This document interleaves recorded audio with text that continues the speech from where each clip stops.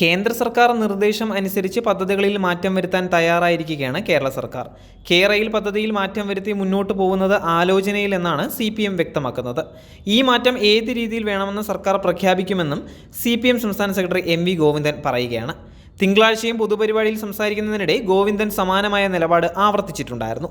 പദ്ധതിക്ക് പുതിയ സമീപനം സ്വീകരിക്കേണ്ടി വരുമെന്നും കേന്ദ്ര അംഗീകാരം ലഭിക്കാത്ത സാഹചര്യത്തിലാണ് മാറ്റം ആവശ്യമായിരിക്കുന്നത് എന്നും MV ഗോവിന്ദൻ വ്യക്തമാക്കിയിട്ടുണ്ടായിരുന്നു.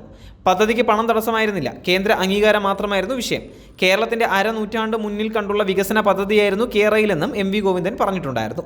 സ്റ്റാൻഡേർഡ് ഗേജിലാണ് സിൽവർ ലൈനിന്റെ DPR കെ-റെയിൽ തയ്യാറാക്കിയിരിക്കുന്നത്. എന്നാൽ വന്ദേ ഭാരതും ചരക്ക് വണ്ടികളും ഓടിക്കാവുന്ന രീതിയിൽ ബ്രാഡ് ഗേജ് ആക്കണമെന്നാണ് കേന്ദ്രം നിർദ്ദേശിച്ചത്. ഇത് അംഗീകരിച്ചാൽ അതിവേഗ യാത്രയ്ക്കായി പ്രത്യേക പാത എന്നുള്ള ലക്ഷ്യം സാധൂകരിക്കപ്പെടില്ല എന്നായിരുന്നു കേരളത്തിന്റെ നിലപാട്. എന്നാൽ നിലവിൽ കേരളം ഈ നിലപാട് പുനഃപരിശോധിക്കുന്നു എന്നാണ് MV ഗോവിന്ദൻ അടക്കമുള്ളവരുടെ പ്രതികരണങ്ങളിൽ നിന്ന് വ്യക്തമാകുന്നത്.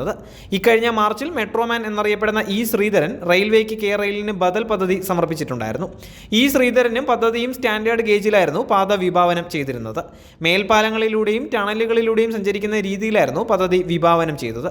തിരുവനന്തപുരം മുതൽ കാസർഗോഡ് വരെ എന്നതിന് പകരം തിരുവനന്തപുരം മുതൽ കണ്ണൂർ വരെ എന്നുള്ള രീതിയിൽ പാതയെ ചുരുക്കുകയായിരുന്നു ശ്രീധരന്റെ പദ്ധതി.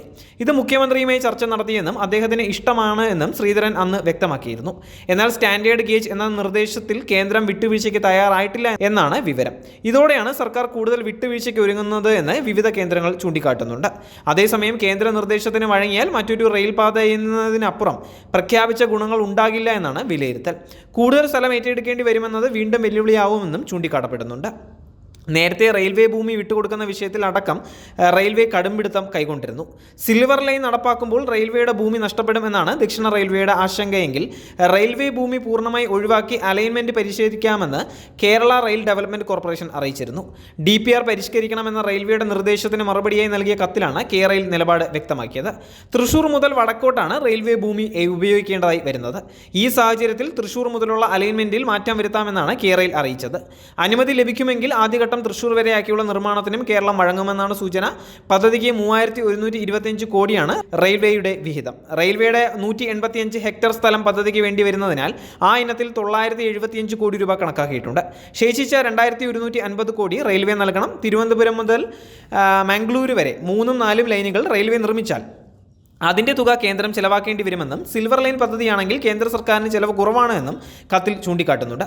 PPP മാതൃകയിലുള്ള സംസ്ഥാന സർക്കാർ ഫണ്ട് കണ്ടെത്തുന്ന പദ്ധതിക്ക് കേന്ദ്ര സർക്കാർ മുടക്കേണ്ടി വരിക ചെറിയ തുക മാത്രമാണ് എന്നും കെ-റെയിലിൻ്റെ വാദമുണ്ട്.